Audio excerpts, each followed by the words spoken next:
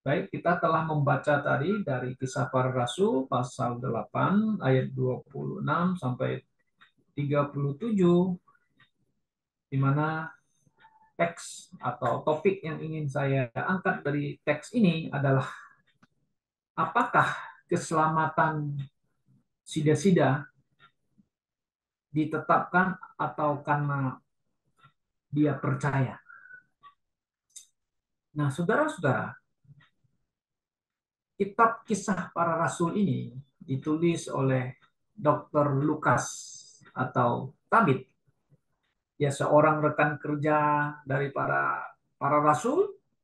Ia menyaksikan pelayanan-pelayanan rasul-rasul, bagaimana Roh Kudus ya memakai para rasul untuk memberitakan Injil, dan juga rasul melakukan mujizat di tengah-tengah orang-orang Israel yang percaya kepada Tuhan.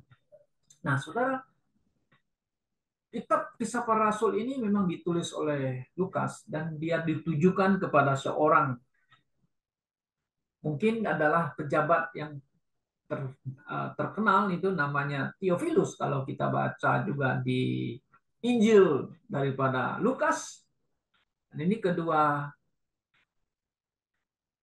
kitab ini, Injil Lukas dan juga Kisah Para Rasul ini adalah ditujukan kepada satu orang namanya Theophilus. Supaya Theophilus ini boleh mengerti dan memahami peristiwa-peristiwa apa yang terjadi dan apa yang dilakukan oleh Tuhan Yesus. Tentu tujuannya adalah supaya Theophilus ini boleh menjadi percaya kepada Yesus Kristus. Nah, saudara-saudara, kalau kita perhatikan, ya Lukas mencatat peristiwa yang sangat penting bagi kita malam ini, yaitu mengenai seorang sida-sida. Dia adalah bendahara, atau sekarang kita mengatakan menteri keuangan gitu ya, dari Ethiopia. Orang penting ini, saudara-saudara. Tapi dari jauh Ethiopia, Anda bisa bayangkan dari Afrika itu ya, Ethiopia perbatasan dengan Somalia, kemudian dia lewat Mesir, menyeberang, kemudian Laut Merah itu melalui jalur Gaza. Nah, sudah kan lihat. Dan dari jalur Gaza dia pergi ke Yerusalem.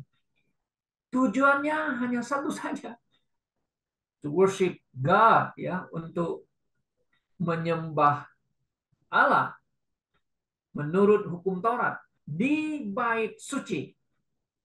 Setelah dia menyelesaikan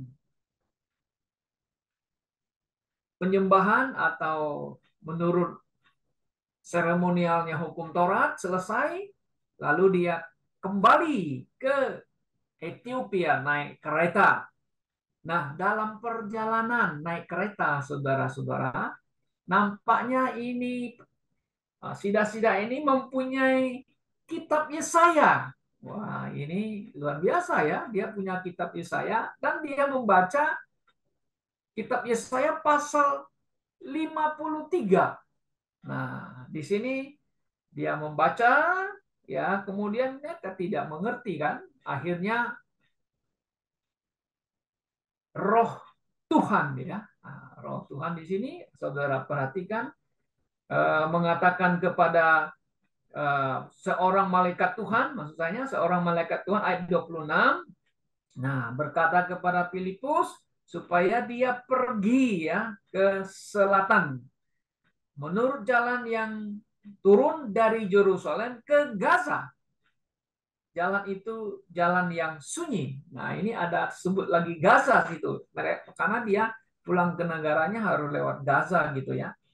Nah, kemudian apa yang terjadi, saudara? Lalu Filipus ini ya berangkat, ada seorang Ethiopia ya sida-sida besar itu, kemudian dia sedang membaca Yesaya 53, dan Filipus ya ayat 29, dan roh itu, kata roh kepada Filipus, pergi ke situ dan dekati kereta itu.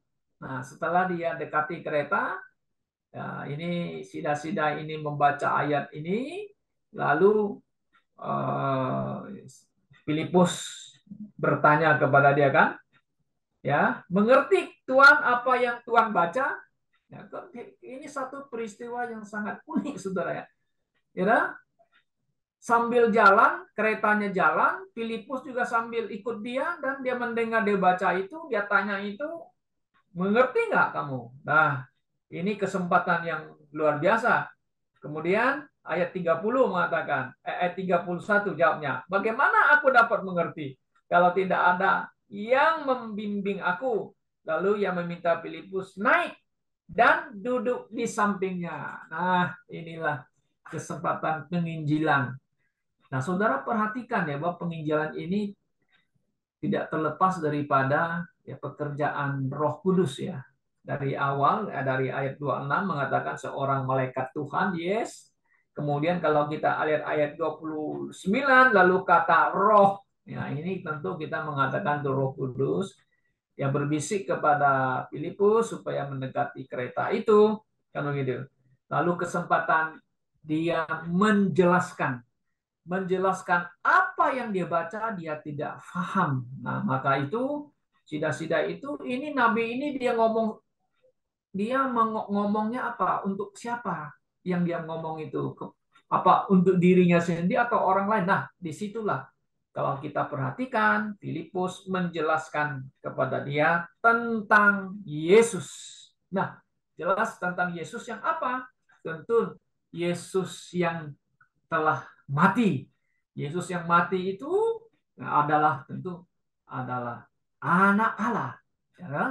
Nah, saudara, memang tidak ada dicatat ya penguraian tentang penjelasan dari para Filipus itu di sini, tapi kita bisa simpulkan ya.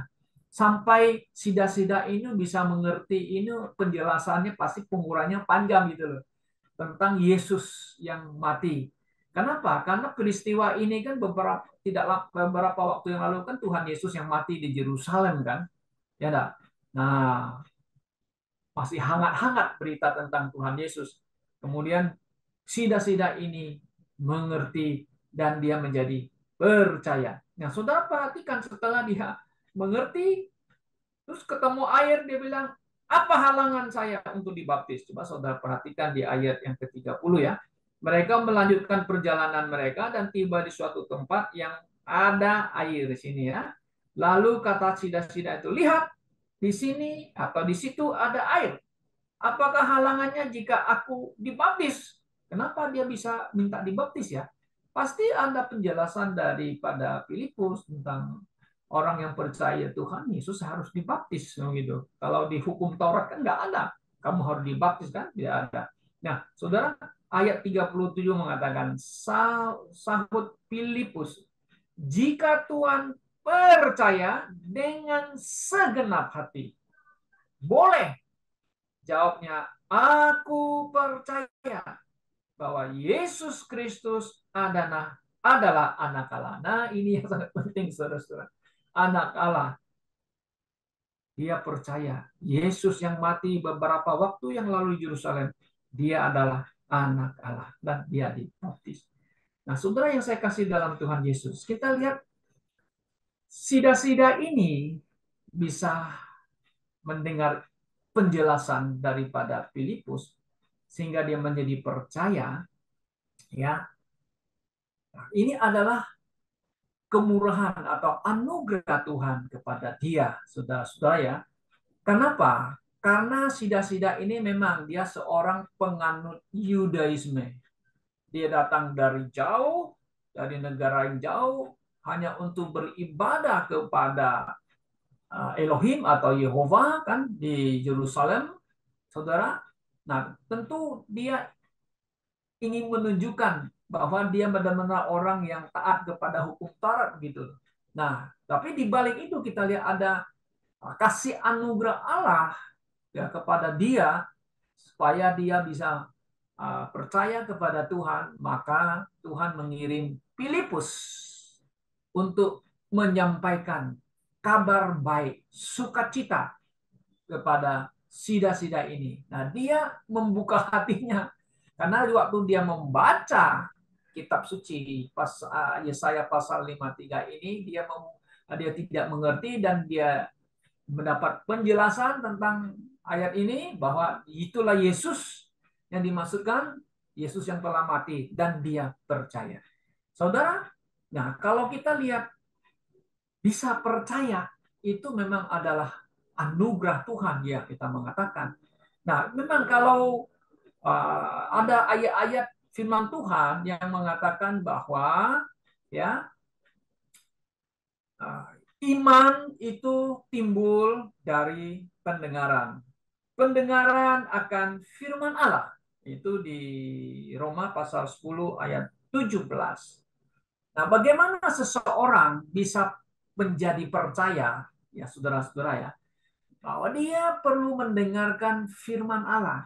Nah, sekarang Sida-sida ini kan penganut Yudaisme. Dia perlu di born again, dia perlu dilahirkan kembali seperti Nikodemus ya, baru bisa diselamatkan. Bukan karena dia mentaati hukum Taurat dari negara jauh, pergi sembahyang ke atau beribadah di Yerusalem, dia sudah bisa diselamatkan, tapi tidak. Dia perlu diselamatkan. Karena itu dia harus mendengarkan Injil, karena iman timbul dari pendengaran akan firman Allah. Nah, akhirnya dia jadi percaya. Nah, saudara-saudara yang saya kasih dalam Tuhan Yesus, ya. Nah, dia menjadi percaya karena bukan karena dia sudah ditetapkan, ya. Nah, sudah ditetapkan dari kekekalan dan dia dipilih. Nah, kita menganut bukan penganut Calvinis, saudara. Kalau Calvinis yang mengatakan bahwa Allah itu dari kekekalan telah menetapkan sebagian orang untuk dipilih, diselamatkan, dan sebagian tidak dipilih masuk ke neraka, ya kita tidak mengikuti pemahaman yang demikian ya, saudara-saudara ya. Nah, kita lihat bahwa Allah, kehendak Allah adalah supaya setiap orang berdosa ini boleh datang dan bertobat ya, percaya kepada Yesus Kristus. Nah, karena itulah Injil perlu diberitakan kepada setiap orang. Nah, dia bisa selamat, sida-sida ini sudah jelas kan? Karena dia percaya, dia menerima, percaya kepada Yesus sebagai anak Allah, maka dia diselamatkan. Nah, kita diselamatkan, saudara, bukan karena sudah ditetapkan dari kekekalan ya, tapi karena kita percaya. Nah, karena percaya kepada Yesus yang telah datang, yang mati itu. Nah, kita percaya ini pun adalah satu anugerah kan? Anugerah Allah. Jangan jelas kalau di Efesus pasal 2 ayat 8 ya. Karena kasih karunia kamu diselamatkan melalui iman. Perhatikan kata iman itu ya, itu bukan usahamu. Ya, bukan usahamu ya, tetapi pemberian Allah, the gift of God. Jelas anugerah keselamatan ya, itu adalah the gift of God. The gift of God, you harus respon untuk menerimanya, saudara-saudara. Ya, kalau you tidak respon, you tidak menerima, ya Anda tidak bisa selamat. Nah, karena percaya itu harus ada respon. Nah, jadi karena dia mendengar, karena kita mendengar, kita merespon, nah kita mengambil keputusan dan kita percaya. Nah, saya selalu memberikan satu perumpamaan seperti saya ya. Saya tidak pernah berpikir bisa percaya kepada Tuhan. Di kampung kami tidak ada gereja ya, tidak pernah dengar Injil dan sebagainya. Hanya di kampung saya ada namanya gereja Katolik aja begitu. Tapi kita tidak menjadi Katolik gitu ya. Karena apa? Karena kita lihat kok ini aneh, kok ada patungnya, kok dicium-cium, kenapa harus dipegang-pegang dan sebagainya. Kita aduh, kayaknya dengan agama lain, agama lama kita sama, kita pepakung, kita pegang apa nama itu sembahyang ke tepekong gitu gitu kan. Ada patungnya, ada apa? Nah, puji Tuhan, ada seorang misionaris datang ke kampung kami ya dari Kanada, ya dia memberitakan Injil Kristusnya. Sehingga kami dan keluarga kami, papa mama, menjadi percaya. Percaya kami sangat simpel. Ya, dia mengatakan bahwa kita orang berdosa, nggak mungkin ke surga. Ya, nah? Yang ada kita mati, kita masuk neraka katanya. Tapi Tuhan Yesus datang, katanya. Yesus Kristus yang datang, yang telah datang itu dia adalah juru selamat. Kalau barang siapa, kan kata barang siapa yang percaya kepadanya mendapat hidup yang kekal. Kok so simpel gitu? Iya, percaya dengan hati, ya kan, Windows. Seperti apa yang dikatakan oleh Filipus ini. Ya, boleh katanya, asal kamu percaya segenap hati, katanya. Betul. Nah, kita percaya dengan segenap hati bahwa mengaku Yesus adalah Tuhan Yesus. Dia mati di atas kayu salib menebus dosa kita dan menyuci kita dari dosa. Nah, sesuai dengan firman Tuhan jelas. Kalau saudara, kalau kita lihat di Yohanes pasal 3, 16, 18 kan jelas. Di situ ada mengatakan barang siapa, ya ada yang percaya kan. Coba kita lihat di ayat 16 ya. Karena begitu besar kasih Allah akan dunia ini sehingga ia telah mengaruniakan anak tunggal supaya setiap orang yang percaya. Kata setiap orang itu whosoever. Nah, kalau ada terjemahan lain barang siapa kan? Believe in him kan? Barang siapa yang percaya kepadanya tidak binasa tetapi beroleh mendapat hidup yang kekal. Oh, jelas. Nah, kalau di ayat 18 kan mengatakan he that believe not. Nah, dia barang siapa katanya? Barang siapa lagi kan? That believe, yang percaya banyak tidak akan dihukum. Barang siapa yang tidak percaya, ia telah berada di bawah hukuman sebab ia tidak percaya dalam nama anak tunggal Allah. Jadi jelas kan? Nah, memang kata barang siapa itu ada beberapa kali ayat ya. Kalau saudara perhatikan ya, di ayat 18 ada barang siapa ya. Kemudian ayat 36 juga ada. Coba betul nggak di ayat 36 di pasal yang sama itu. Ada mengatakan juga kata ya, barang siapa percaya kepada anak, ia beroleh hidup yang kekal. Tetapi barang siapa, nah ini terjemahan TB itu tidak taat kita, ini harus dikasih catatan, tidak percaya kepada anak, ia tidak akan melihat hidup, melainkan murka Allah tetap ada di atasnya. Kan jelas sekali ya. Maka sida-sida itu percaya Yesus adalah memperoleh hidup yang kekal. Nah, jadi saudara-saudara yang saya kasih dalam Tuhan, jadi kita lihat bahwa keselamatan yang diperoleh oleh sida-sida ini bukan karena sudah ditetapkan dari kekekalan ya, tetapi karena Tuhan tahu, ya Tuhan tahu, God foreknows. Kalau saudara lihat itu, ya Tuhan yang tahu artinya begini, maksudnya God foreknown ya. Orang kalau Tuhan yang foreknown, kalau kita baca di Roma pasal 8 ayat 29, ya, kalau kita, saudara perhatikan, di Roma pasal yang 8, 29, ini banyak dipakai oleh kelompok Calvinis yang mengatakan sudah dipilih dari kekekalan. Coba kita lihat ya, mengatakan sebab semua orang yang dipilihnya dari semula, mereka juga ditentukannya dari semula untuk menjadi serupa dengan gambar Allah. Betul nggak di ayat ini? Ya, ya. Jadi, nah di terjemahan Indonesia dengan bahasa King James itu agak sedikit berbeda. Kalau yang di TB itu kan mengatakan semua yang telah dipilihnya. Yang dipilih itu sebenarnya footnote itu ya artinya begini, Allah footnote itu Allah tahu gitu loh.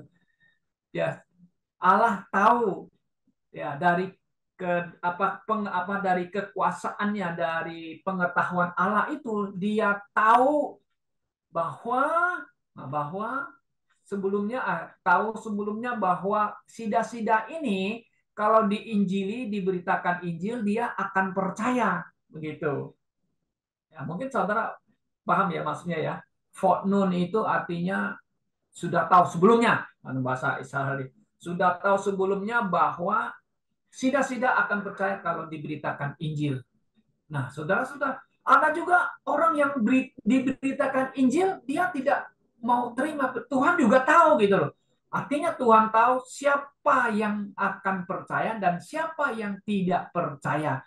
Kalau orang yang percaya, maka dia itu ditentukan. Nah, ditentukan baru di bawahnya ada mereka juga ditentukan ya.